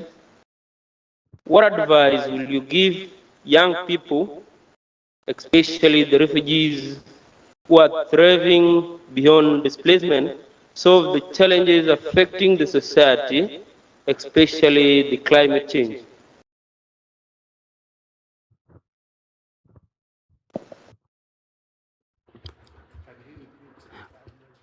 Maybe you can repeat again. It wasn't very clear. And somebody at that side, maybe if you have the question written somewhere, they can send over. You are seated waiting for the. Very good. I think we have got the question is how can we support scholars to address some of the challenges and specifically of climate change. One, let me talk about the refugee program. I'm very, very proud about this program because it's about inclusion. It's giving opportunities to those displaced, either internally displaced or cross-border displaced. And our experience with South Sudan have been an amazing story. We have about 15 Sudanese refugees who have managed to get international scholarships. They have become global scholars. So that commitment to be able to come. I've also been privileged to see one of our scholars who left South Sudan as a refugee, going back to become a governor of the Central Bank of South Sudan. That is how impactful this program could be. And we're very excited that the current governor of the Central Bank is former managing director of Equity. So we have an opportunity, and we use that channel, particularly when we have to get passports for South Sudan, passports for our scholars who get international scholarships. But in terms of solving problems, we have thought of integrating the refugee community in Dadaab and in Kakuma into live with host communities. And I'm glad to say we have worked together with the World Bank. I happen to be on the advisory board on Job Council to the World Bank, and we have built a strong relationship, and we have agreed to lead to refugees. And one of the mechanisms we can help in supporting you to solve problems beyond climate change is funding solutions. If you have a solution, we can fund it. If you're in business, we can fund the business. If you have an opportunity to build a house, we can help you as a refugee to solve the problem of housing. But in terms of sustainability, we have with us Julius. And maybe Julius, I will invite you to the podium to articulate on how we can work with the refugees to support initiatives of sustainability and climate change in the environment that they're operating in. Thank you, Dr. James, this morning. I would want to really appreciate that question because it's affecting many African countries, and especially for us in the sub-Saharan Africa. And it will become even grave in terms of impact when it's affecting the most vulnerable, both in terms of the space we live in, but also because of the livelihood. So as Equity Group Foundation and Equity Group Holdings, I think one of the best things we are able to do is to use our scale of mobilizing and building partnerships. This normally helps us to get catalytic funding that allow us to come and cloud in our private capital and build the capacity of the population, make them understand what and the area they live in, and exploit opportunities that also climate presents. You look at some of the driest areas that we have, they also have sometimes rainfall that comes in a very short time and unpredictable. So we would provide water harvesting interventions to ensure that when there is no rain, at least you can use that water to drive your economy, whether it's agriculture or whether it's livestock. The other aspect is when there is a lot of sun in those areas, again, it presents an opportunity for harvesting the renewable energy. And again, we come with an investment of helping you to be able to tap the solar and convert it to energy that you can be able to spur economic growth.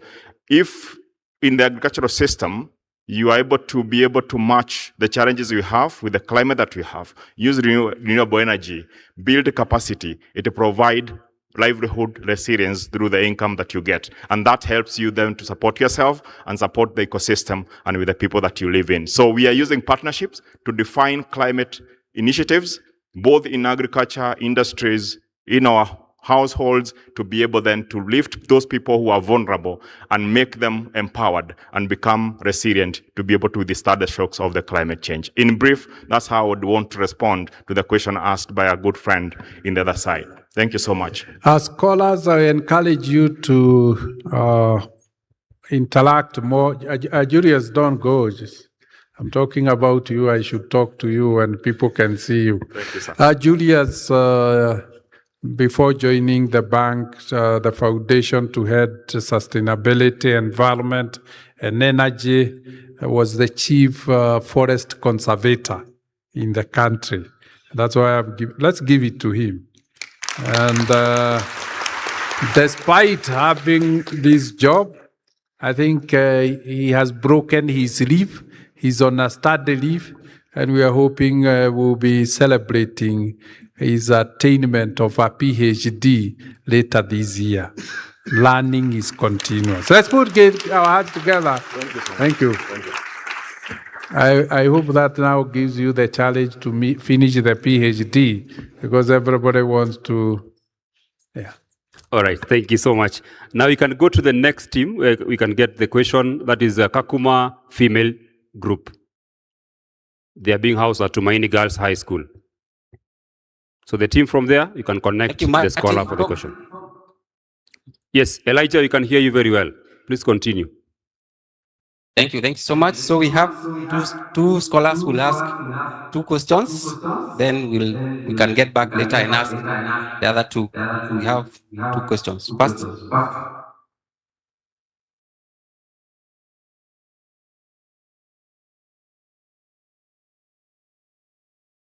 My name is Sarah Imani from Turkana Girls Senior School. Dr. James Mwangi, my question is, what drove your decision to support the implementation of Elimu Scholarship Program, targeting us refugee status? And will you reconsider the support to our upcoming brothers and sisters in future here in the camp?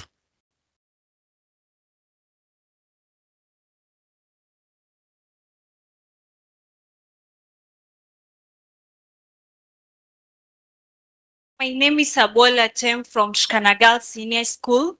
Dr. James Mwangi, my question is, what's one leadership habit you think we should start practicing now that will help us in our life or through our life? Yeah, that's my question.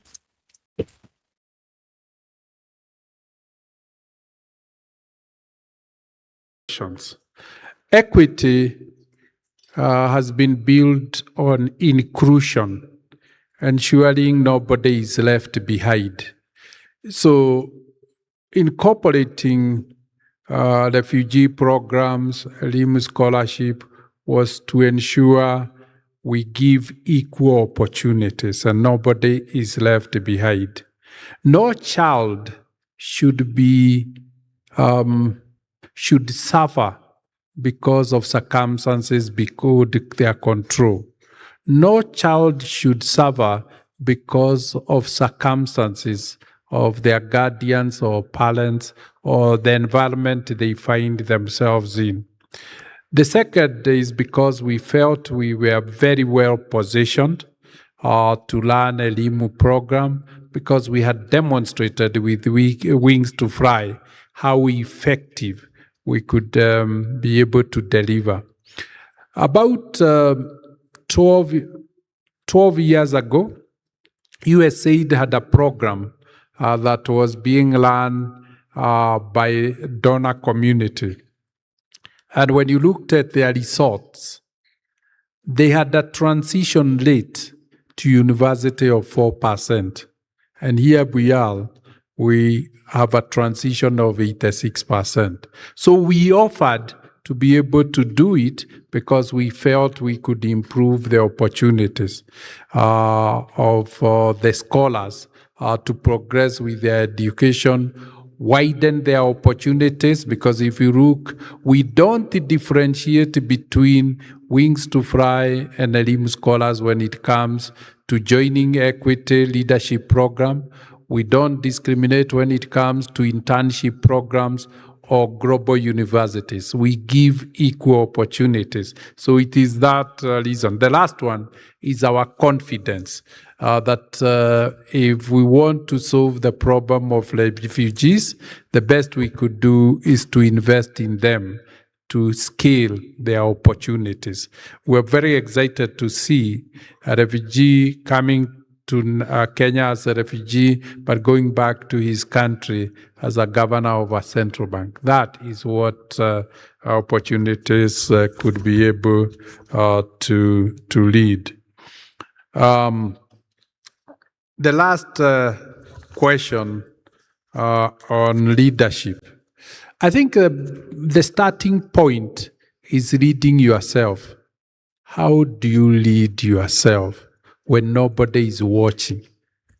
And leading yourself is in developing acceptable value system, developing characters. How do you lead yourself to the purpose of transitioning to university? That is the basic one. Let's fast things fast. And the best thing we can do is lead ourselves to have the grades that allows us to get to the next level. The second, of course, as important, is lead ourselves to develop the right character and personality that will allow us to fit in society better, to emerge as dependable, reliable people. And then, of course, as we said, is lead ourselves without expecting a title. It's not about title. It's how we do things, how we take ownership, how we solve problems, how we help others. That is what leadership starts with. And then responsibility as it comes is how you take responsibility seriously. When position comes, its leadership is in the integrity you demonstrate in discharge of your duties for any responsibility that you may be given. Thank you. Thank you so much, Dr. James, for those questions. So for those answers, we have now the Nairobi team to give us their question. Let me just see by a show of hands the nearest chaperone to the mic. We have 2 standing mics. Diaspora team. Oh, there's somebody there. Is there a mic up there? Okay, you have a mic?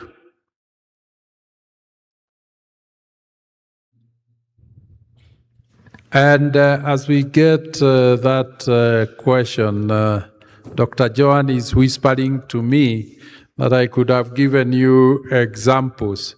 If you look at Equity Afya clinics, which I'm sure you have seen in Lokicha, Rodua, and Kakuma, they are owned and managed by refugees who went through this program and became doctors.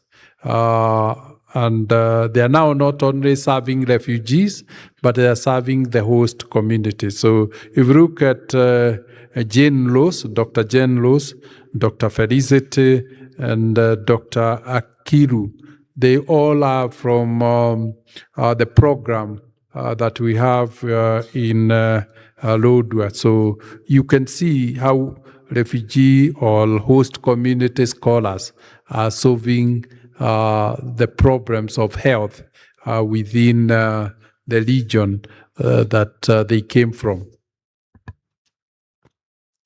All right, thank you. So you're ready for your question? Go ahead. The Executive Chair of the Equity Group Foundation, Dr. James Mwangi, our esteemed guest, our chaperones, and my fellow scholars. Good morning. Good morning. Good morning once again. My question to James Mwangi is that did you have a dream as a young man? And as a young man, what challenges did you face? And if you could tell us some of the challenges that you faced, and if you turned them to solutions, and how you turned them into solutions. Thank you. Thank you. May you introduce yourself? My name is Lewis Brown. I school at Kisii High School, and I come from Kibre branch. Thank you, Lewis. We can take the second one, and then now Dr. James can respond to them, all of them. Do you have somebody on the mic? Yes, please proceed. All protocols observed. Good morning. Good morning. So my name is Deng Akoi from Kakuma branch, studying at Maseno School. So I am an individual with very big dreams, of which I only have one challenge that I am facing. Currently, I've been dreaming big, but if one wants to be an entrepreneur, there is an issue of higher capital, of which if it is not there, it is an issue. You said that Equity offers loans to individuals who want to start businesses. So, does it invest in? Can Equity invest in a business at a stake or not? If it does, I think I'll be one of your biggest partner in the future, 10 years to come. Thank you so much. I really like the crab, and I hope I will not disappoint. There is something called sequencing. Sequencing. I don't want to delay you by persuading you to think about the art of making money and the art of entrepreneurship. As I said, the challenge at hand at the moment is to ensure you acquire skills. When you finish university, entrepreneurship will not have gone. Technology will have even improved substantially to enable. Equity will be looking for customers. Equity is like an airline. An airline only makes money if its planes are in the air with the passengers.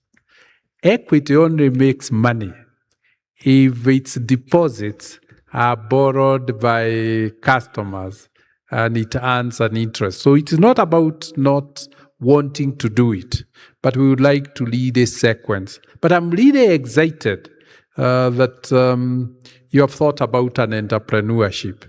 If there is one skill that will solve African problems, it is entrepreneurship, because we use the business models, we use the art of creativity and to solve problems, and we solve problems at a fee. As we said, equity was created to solve a problem of exclusion.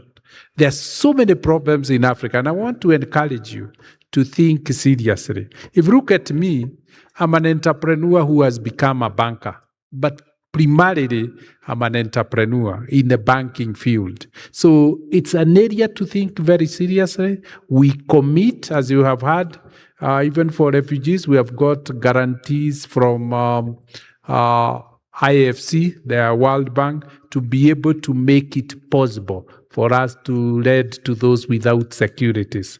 If you look at MasterCard Foundation partnership, is about training people on entrepreneurship. We train you for 11 weeks, then we feel you are ready to become an entrepreneur, and we take a guarantee, a commercial guarantee on you, and we are able to avail money. So capital is not a problem.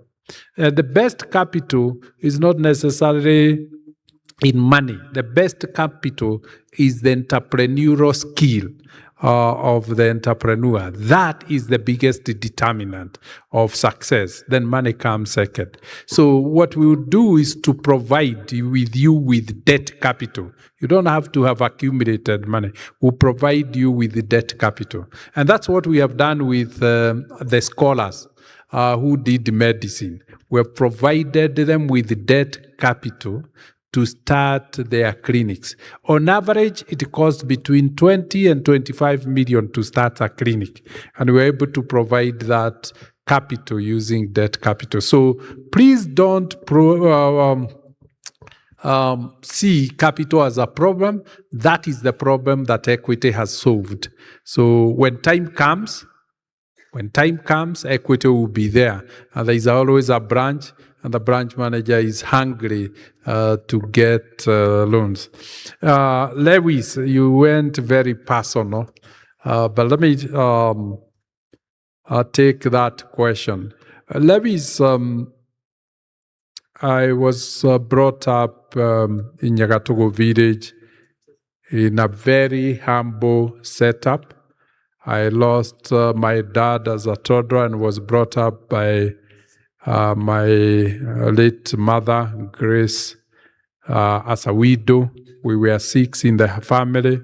My mother had not gone to school. There were no economic activities. And so that circumstances, to solve the problem of what we could talk of humility, I learned very early to feed myself. And part of it was really burning charcoal to do school fees. I was solving the problem of lack of school fees by burning charcoal and selling charcoal. Eventually, we got a cow. We started selling milk. We eventually planted a few bushes of tea. We started selling tea. And maybe that is where the art of trade, the art of business, because when you are burning charcoal, when you are selling milk, you are trading.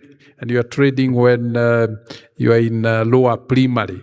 And then instincts, most likely, helped me to become the entrepreneur I am. So you can see your circumstances. You can convert them into an opportunity to shape you if you use critical thinking, if you are willing to make difficult choices. One of the biggest challenges, and Alois, I can't thank you enough, is an area of where you find a tendency of dependence. We must give ourselves the agency for saying we are responsible. We take responsibility. We are accountable for our circumstances and how to get out of it. It's good to get a helping hand, but a helping hand doesn't always come. I wish Wings to Fly or Edimu scholarships were there during my time. I would really have benefited, and I would not have been spending my holidays trying to earn school fees. I would have spent my holidays studying like any other child who was privileged. My opportunities would have been different. But look at it.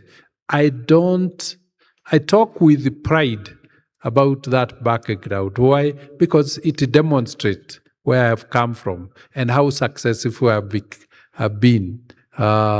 Because it's the journey that I have walked that is measured. So Lewis, your circumstances should not define.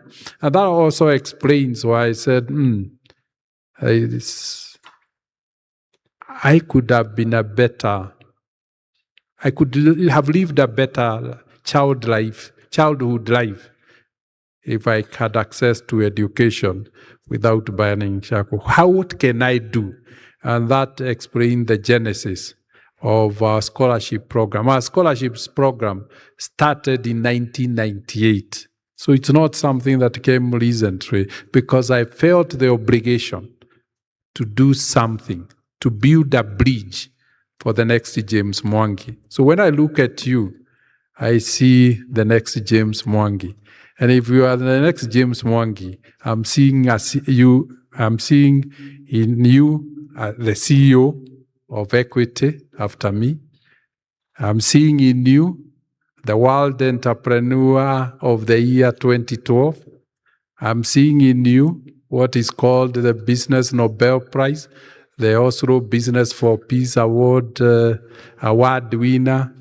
In you, I'm seeing the Global Vision Award winner. My circumstances didn't define who I became. I'm seeing an advisor to the president of the World Bank. And last week, I was named among the 20 commissioners for the South-North Commission to try and bridge the gap between the South and the North. But you can see when I pointed, so that is what it is if you make the right choices, if you use the opportunity well, if you invest in the opportunity. So you could see, and I've given you that to see your circumstances should not define your path into the future.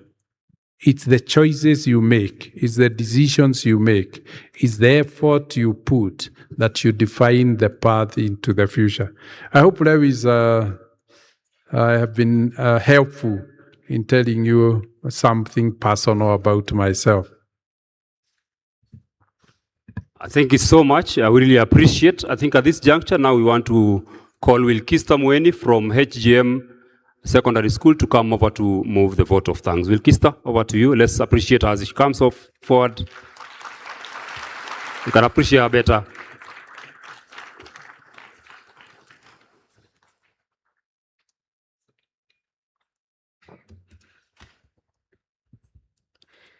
To our beloved dad, Dr. James Mwangi, distinguished guests, representatives of Equity Leadership Program, our esteemed speakers, dedicated teachers, mentors, fellow scholars, ladies and gentlemen, how are you? How are you? It is with immense gratitude and great humility that I stand before you to deliver this vote of thanks speech. I start off by thanking the Almighty God, for it is by His tender mercies and love that we are here. We have learned that leadership is not defined by position, age, or status. True leadership is shown through service, through courage, and through determination to create lasting solutions. On behalf of all the scholars, I extend our profound gratitude to the Equity Group Foundation and all the partners in collaboration. Thank you for investing in our education, in our character, and in our future. Your unwavering commitment to education has opened doors for countless dreamers. Our dreams are within reach because of you. To our speakers, facilitators, and mentors, thank you for your time and for your wisdom. And to my fellow scholars, let us carry this forward. Let us lead with humility. Let us solve with courage. And let us sustain the impact we create. The best way we can thank those who invested in us is through the lives we choose to live. Thank you. Thank you so much, Wilkista. We really appreciate that. So at this juncture, we want to take the group photo so we can be setting up the seats here. And then we'll also have one other group photo outside. So once we are done with the photo here, we'll release our guests to go out. And then the scholars will be exiting through the side doors as we take the photo at the very lower ground there. A bigger photo that will take everybody. So let's have the setup here. Chaperones, kindly come and assist. Those who are standing, those who are seated at the front, maybe you can stand and then we can have the seats arranged.